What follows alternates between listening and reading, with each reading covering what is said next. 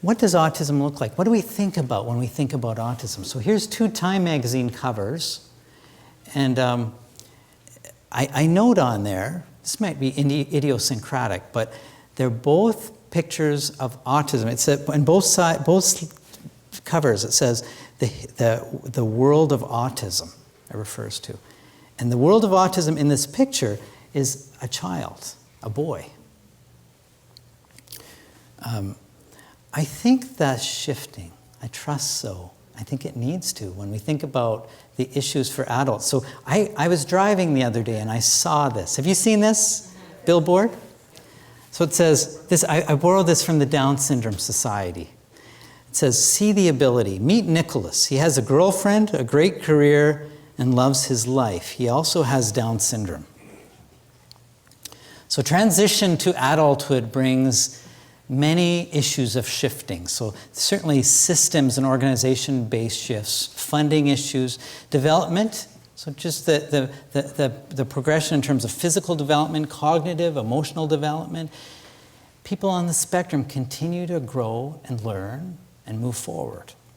Social maturation and skill development, vocational identity, so thinking about choices and planning and moving into vocation post-high school. What comes next? Sexual identity, romantic relationships perhaps, quality of life. And what I mean by that is participation, the meaning I make of my life, life choices. And then there are some interesting intersections. It's multi-layered and complex, and I wonder if this is why we struggle with this. The intersections of, we move from sort of being in the education system in high school to more a community-layered approach in adulthood. It might be post-secondary education, but often it's not. And integration in a unique way. So the individual, the family, the role of the family, how does that change? Community, and policy. There's so many moving parts going on, and no wonder it's complex. But this notion of launching into adulthood, going into this wonderful future, that's kind of what we think about. I've heard folks talk, though, in autism about launching to what? In terms of service resources. And it speaks to, I think, a notion of transition that we need to think about that has emerged, and really the data that we've collected has really critiqued some of these notions that we think about, we assume of transition as launching into this kind of this pathway of vocation. Now, this is a talk about vocation. But I think that sometimes we've got a narrow lens of what it is to be, or to live a life of quality. What does that mean for you versus what does that mean for me might be very different things. And is there room to think about that relative to who that person is? So some of the fixed markers that appear sort of in our nomenclature or in our discourse are things like, would you agree, independence. So we think about launching to independence. We think about decreased family involvement. So people are launched. When we think about it, they're launched into their own life somewhere else, right?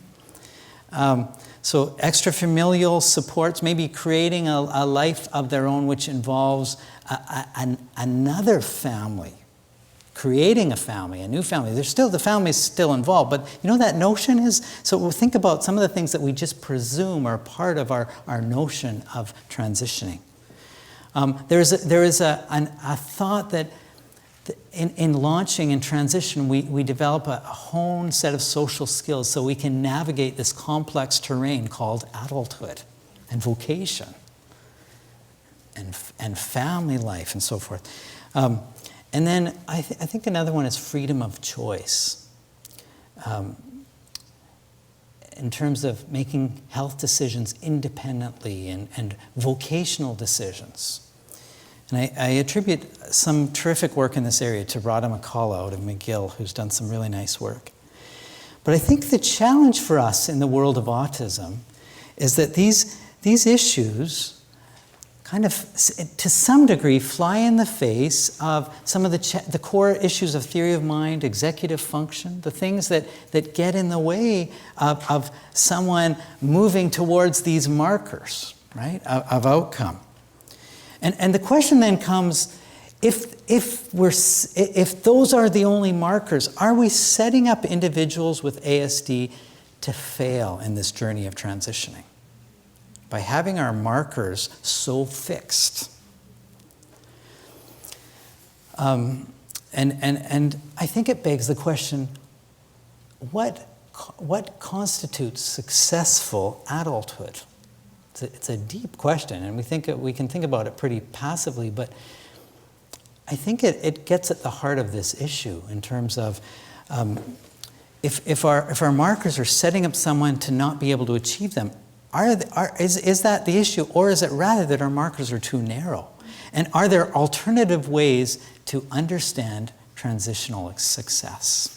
I wanted to propose something that comes from our data, and that is that there may be non-linear paths to adulthood and in adulthood. That maybe we're too narrow in our thinking. And by the way, when I think about the world of transition outside of autism, I think, how many times do we hear about people that are launched into the big world, and then they torpedo right back home after a while, right? So that pathway into adulthood takes different forms and variations.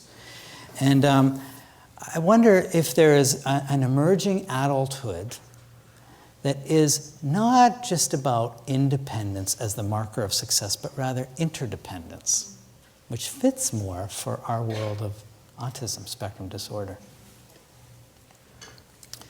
I think where this leads us, so we've talked about different lenses here, and to me it's an issue of balance in terms of emerging adulthood. So that notion of launching, supporting someone in vocation, to find themselves in a vocational place that works for them, versus, or as well as, determining or enjoying a life that is valued, a good life. And what is that? What does that look like? And we've tried to think about that a little bit, a life with vocation and with other meaningful activity.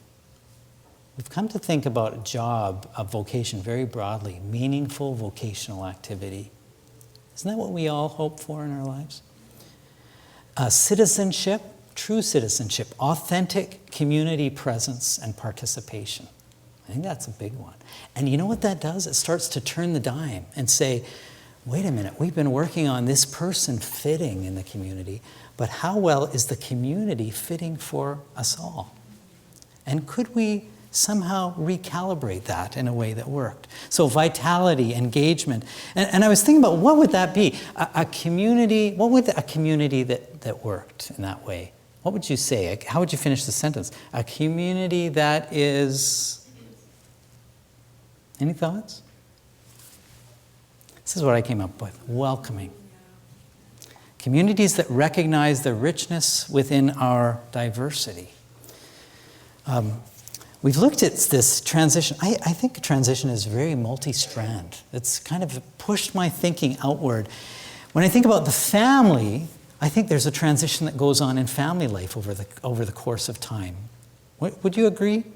That as autism enters the sphere of family life, there is sort of autism permeates, or as we talk about pervasiveness. It permeates issues of friendships, of community connections. You know, in early life, we're trying to figure it out.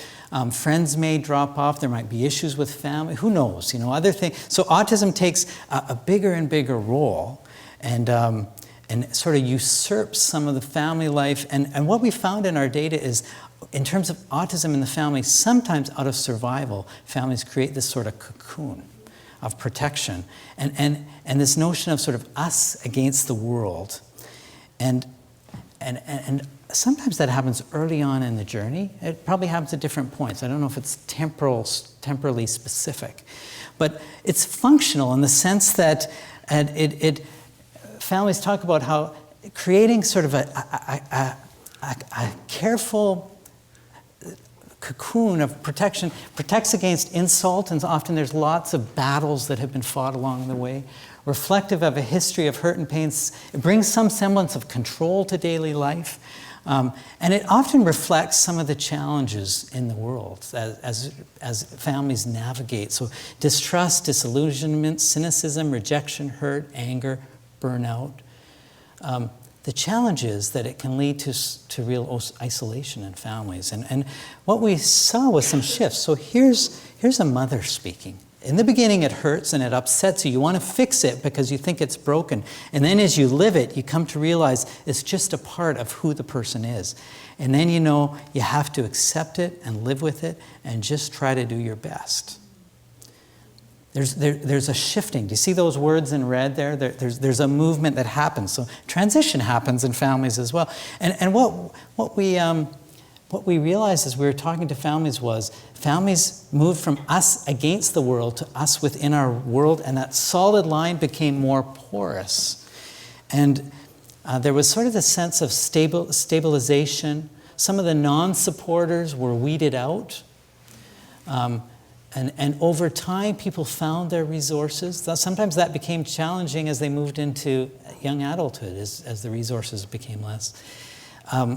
But learning to live in ambiguity. So things changed. There was a transition that happened in the course of family life.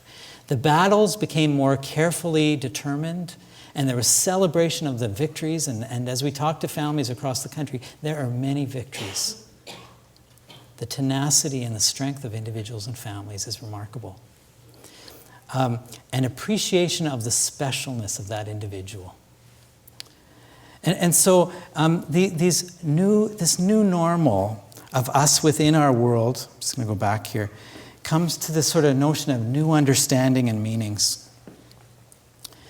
And I think this notion brings us to kind of where we started, which is, as we think about transition and vocation and moving into adulthood, is it about a good life as the essential, the marker?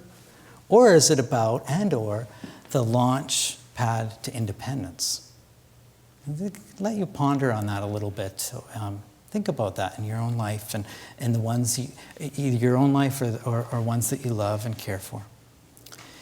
I like the work of Raphael and others who talk about quality of life. They use that term as being and belonging and becoming. And it resonates with me when I think about the good life.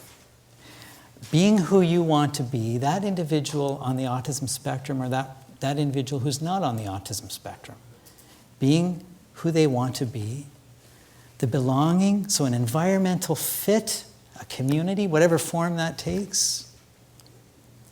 And pursuit of aims that are of value to that individual. So Raphael says that the degree to which a person enjoys the possibilities of his or her life.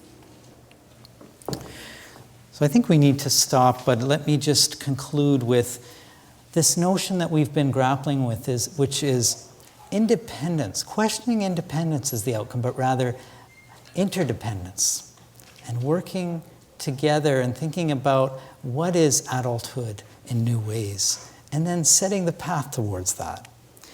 I think in this area, in terms of research, we have some way to go. Youth and adult voices are underrepresented, and we're trying to address that in this particular research, but there's others who are doing similar important work and moving forward. And I think it's so important for us to dialogue as we're doing here in terms of grappling with that. The very real issue I don't want to gloss over, however, and that is the lack of services to transition to, and the mired organizational and structural complexities that we really need to push forward on at a policy and practice level. I wonder if we need to think about a protracted developmental transitional course. And we've talked about it at different levels, at the individual, the family, and the community, what that would look like. And I think the multiplicity of issues and the complexity of needs and the pervasiveness of autism invite us to really think about adult services and the integration of those services. We have lots of examples where things are not going well, and we need to push forward collectively in moving that at different levels. So what I'm getting at here is seamlessness in services, coordination, and I think a deep respect for the individual and the family. And I think thinking carefully about the breadth of autism, the heterogeneity of autism. So, and I wonder if that leads us to sort of a core of transitional curriculum, as it were, thinking of resources, as well as a tailored set of modules or approaches that would complement and really focus on that individual and family in terms of what do they bring, what are their strengths, what are their areas of challenge in moving forward, and how could those be augmented through the right setup in terms of services. I think I'll stop there, and thank you for your attention to this.